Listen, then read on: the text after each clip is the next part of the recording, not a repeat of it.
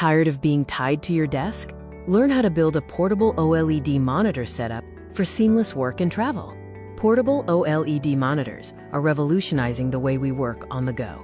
Let's dive into why they're becoming so popular. The demand for flexible workspaces has made portable tech essential. OLED offers incredible visuals in a compact form.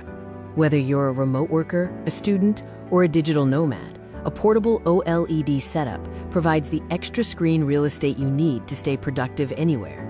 Selecting the right portable OLED monitor is crucial. Here's what you need to consider. Look for size, resolution, and connectivity options like USB-C or HDMI to fit your needs. Some popular brands offer excellent portable OLED options. Do your research to find the best fit for your budget and requirements. Beyond the monitor, certain accessories are key to a truly portable setup. USB-C and HDMI cables are vital for connecting your monitor to various devices. Ensure they're durable and high quality.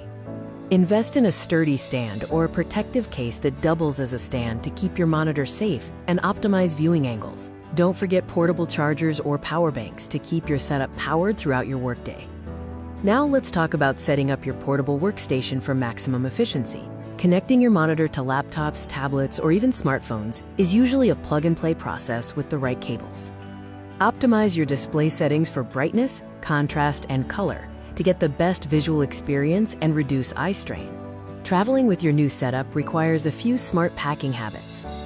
Always pack your monitor in a padded case and ensure cables are neatly organized to prevent damage. Maximize space by choosing compact accessories and utilize cloud storage to reduce the need for bulky external drives. You're now ready to build your own portable OLED monitor setup. Enjoy the flexibility, enhanced productivity, and stunning visuals of your new portable workstation, no matter where you are. If you found this video helpful, please like, share, and subscribe for more tech DIY guides. Let me know your favorite portable setup tips in the comments below.